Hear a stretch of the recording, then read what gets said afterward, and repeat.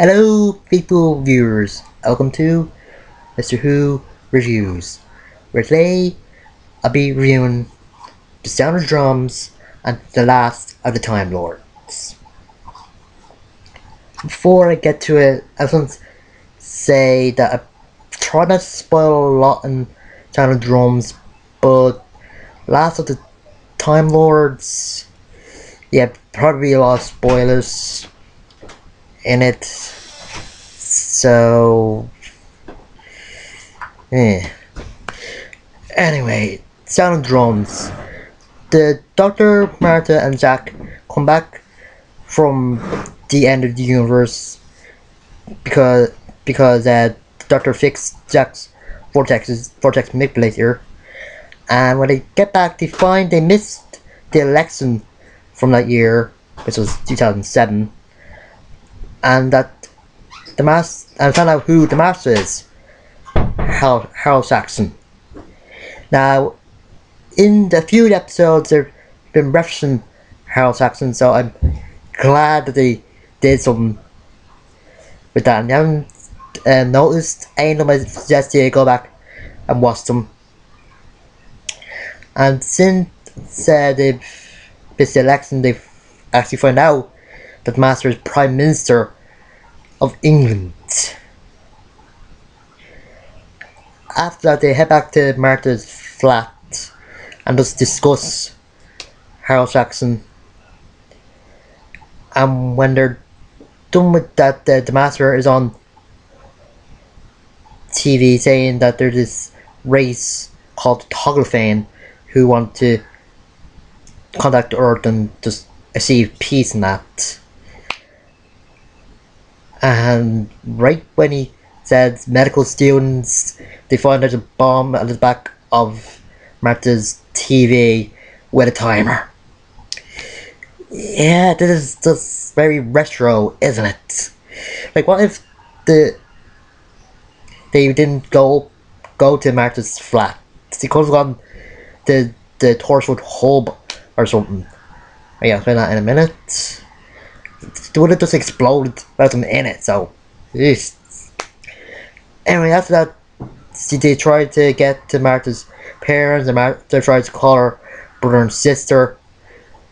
And that's another thing. They say that her brother, or doesn't mention her brother, and the others urge to get captured.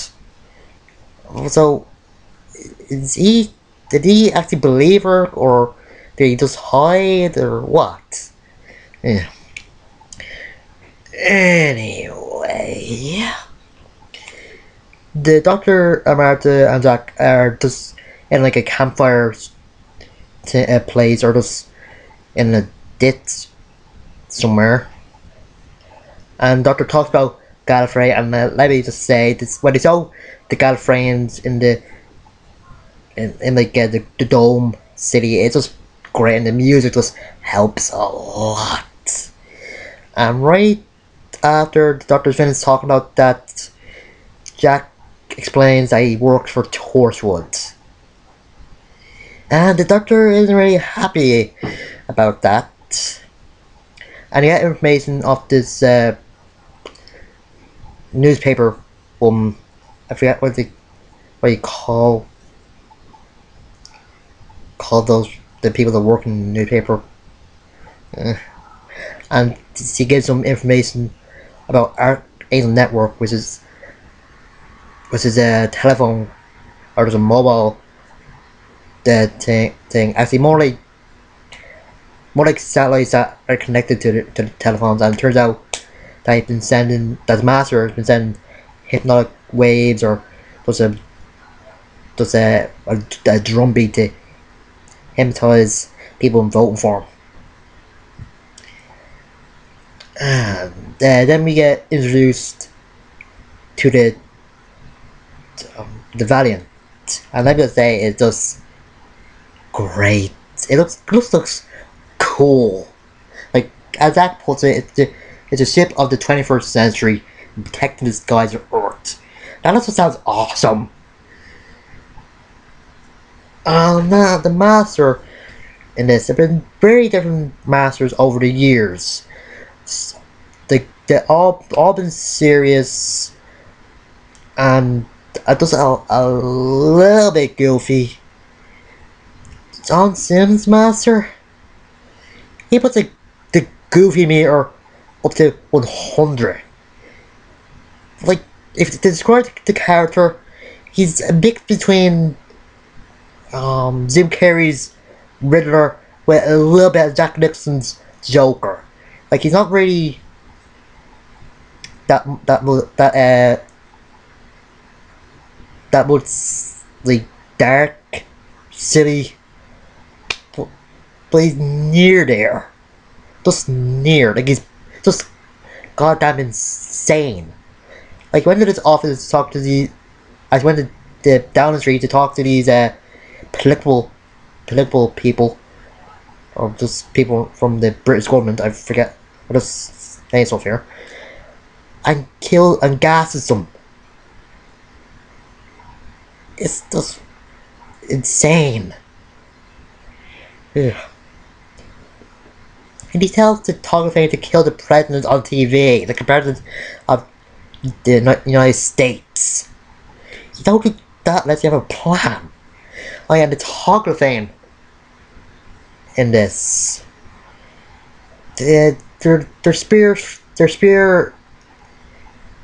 mechanical spears that have blades and a laser.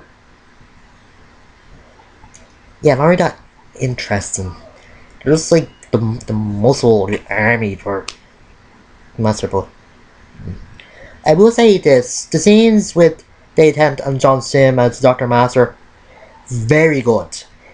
Just very good. Even when it's the silly ones, it's very, very good. You can really tell, or you can really believe that these guys knew each other for hundreds, maybe thousands years.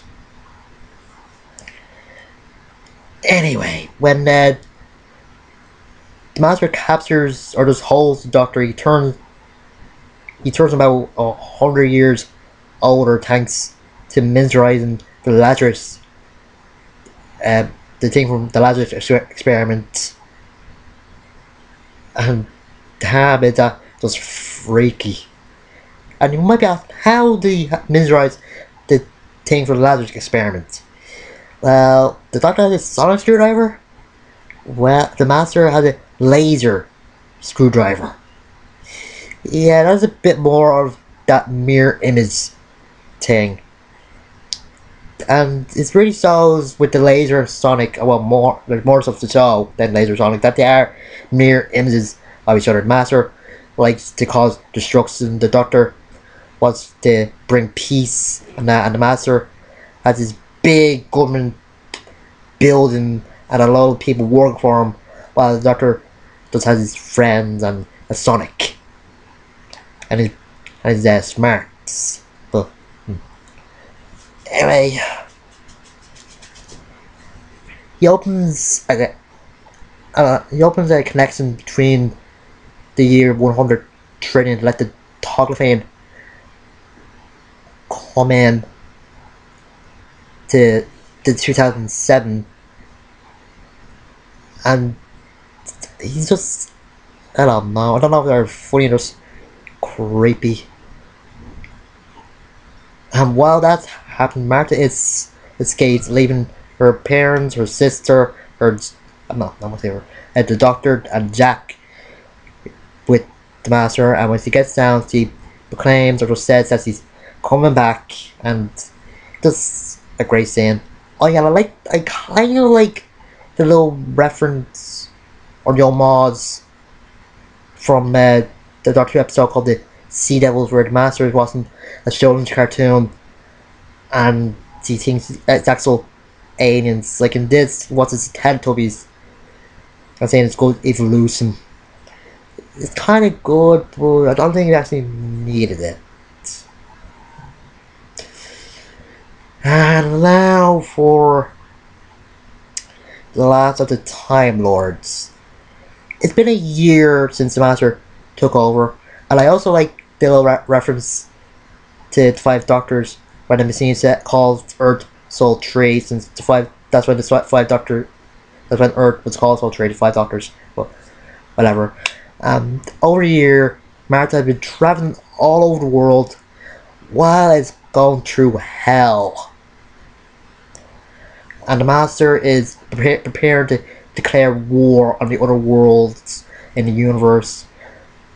While Martha's family is working for him, the Doctor is immobilized, or just is servant or slave, and Jack is chained up somewhere in the Valiant. But anyway, this guy called Dr. Milligan picks up Martha and brings him to Professor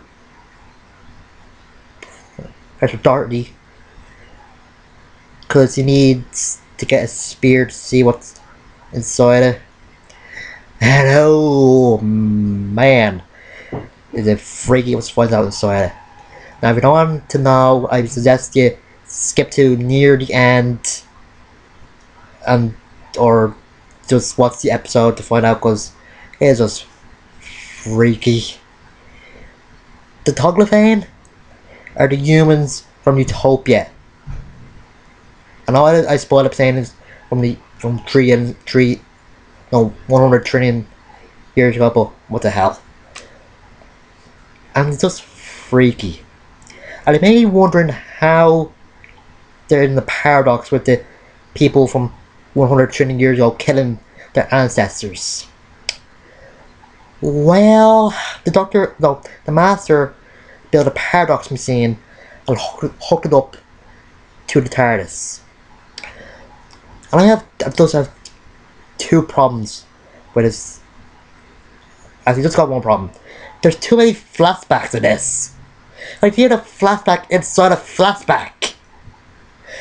They only need this many flashbacks. And why do we need to see them after creating the paradox machine? Not only that, and down the drones, why do we need to see the people outside of the Valiant or somewhere else, or in the world, just watching the Toglophane come? Why do we need to see it? Why? Ugh. Anyway, the Doctor, Martha's family, and Jack tried to distract or just to kill the Master with a screwdriver, but they can't because it's only worked for him, and because of that, the Master makes the Doctor really older, like 900 years older, where he looks like a dwarf. Like one of those stereotypical dwarfs, or like small, big-eyed, and bald, with big head. A lot of they're dwarfs, but eh. I put them in the cage, and you might be asking yourself this: why did he not just kill the Doctor? It isn't enough that he kills him. He wants to torture him, embarrass him, don't make him just put him through the worst things he can think of. Because his dead Doctor is just useless to him. It's like if somebody ruled the world and didn't have a plan what to do next. It's just pointless.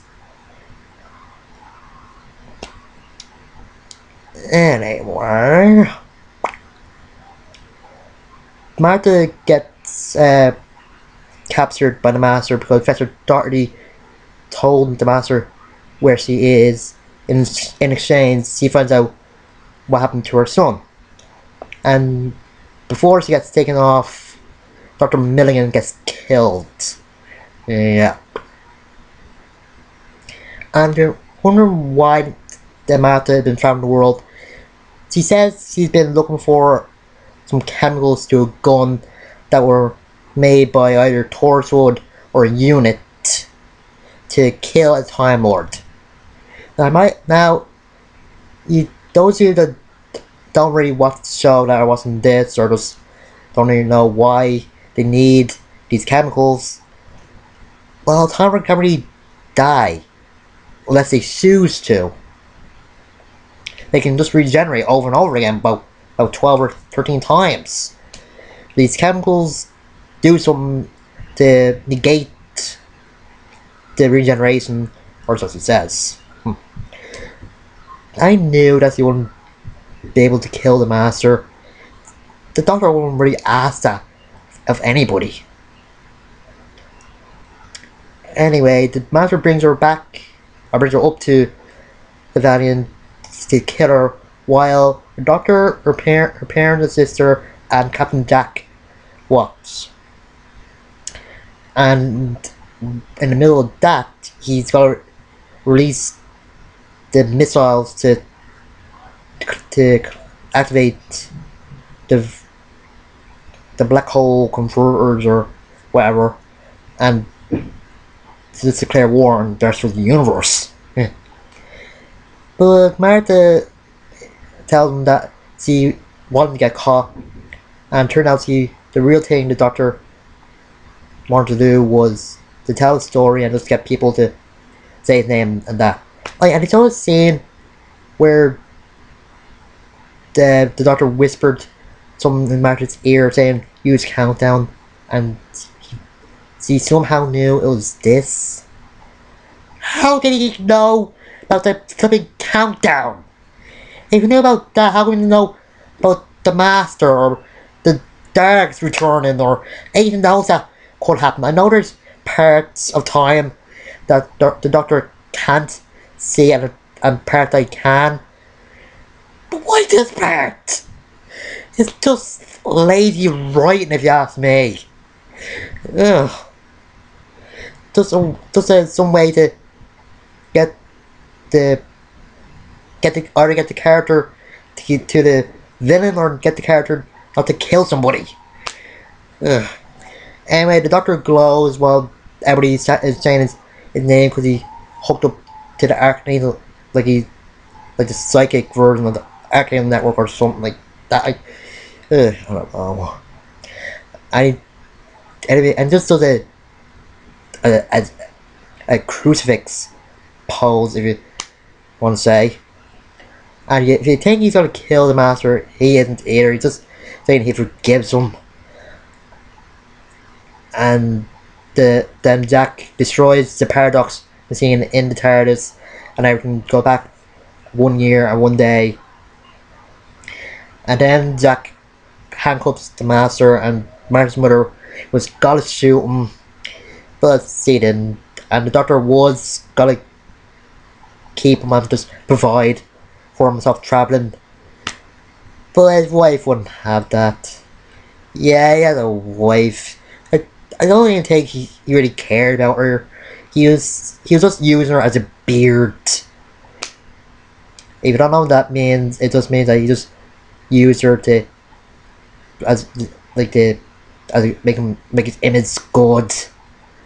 Don't know. And the Master refuses to die. Like the part, again in the episode, like the parts where he mentions the Sea Devils, the Axons, and the Daleks and that. There's a good continuity with that stuff. And of course the Doctor has to lose the only time, or got a frame that was left. It needs to be the last of its kind, like Superman was, but for some reason they keep bringing back Kryptonians or Kryptonian animals, but whatever. And Jack leaves because he realizes that his team in Torchwood are more important than traveling with the Doctor.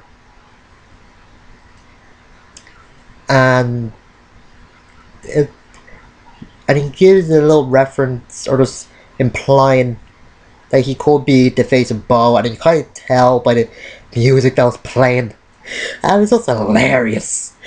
Like, just imagine him just becoming a big old face with tendrils coming out at the back. It's just hilarious.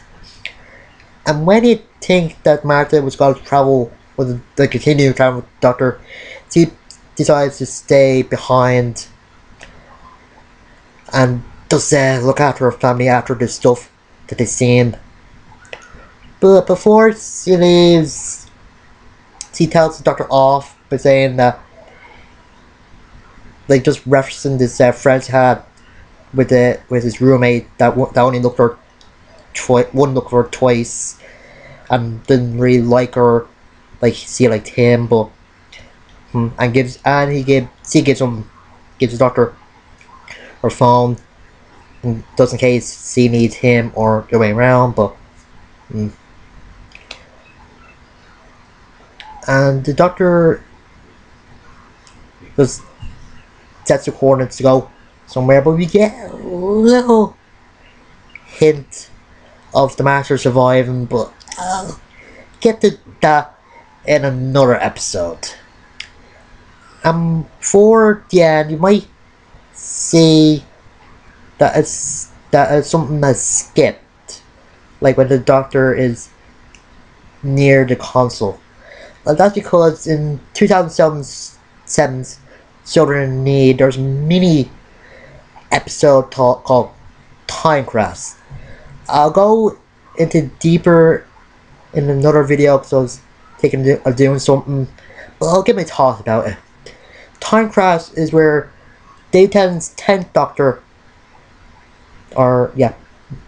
meets Peter Davison's 5th. I will say it's a great episode. A lot of funny moments, and the chemistry from David and Peter are just great. It could just see a lot of potential between those two. Or there's a lot of great stuff. It is just a great episode. Anyway, after that, a ship crashes into the TARDIS, and a life raft is on the floor of it, saying Titanic. And that's it. That's the season finale of season 3. There were a few problems, but I don't know. I can look past some, but not others.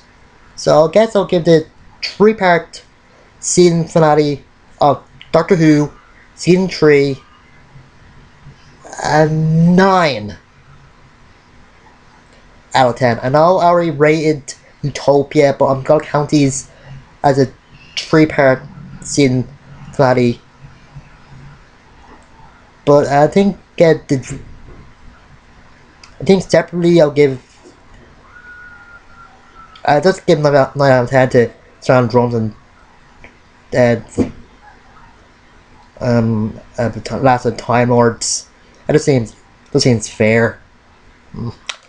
Now my thoughts on season 3. It's a little bit better than season 2. It seems to me that it's a lot darker or more serious than 2. And the character Martha, she might seem like Rose 2.0, where I fall in love or just having a puppy love for the Doctor, but some may call her the rebound companion. But in this episode, in Last of Time, I really see that she is a strong character. Like, the Doctor asked her to walk the Earth alone for an entire year. She's just a good character. I think not the best, but good. And I say this again, I hate that I keep mentioning Rose. Like, the Doctor never even mentioned some of the other companions that he's been with. Not even his own granddaughter. Ugh. And then some of the episodes were good, but the two that were not really good to me had to be the Lazarus Experiment and Human Nature. Not only human nature. Either one. Yeah. The other experiment was just like okay. A new nature was just slow, very, very slow, and the doctor has been brought to some places he probably wouldn't have been, and treats Martin more like a, I don't know, like a soldier, or just a lot harsher than he treated Rose or Sarah Jane or any other companion. But it's been hurting for a while, so can't expect it. But I give season 3 an 8 out of 10. Now join me next week when I'm starting season 4 and with my favourite companion for the 10th Doctor, Donna Noble. See you later.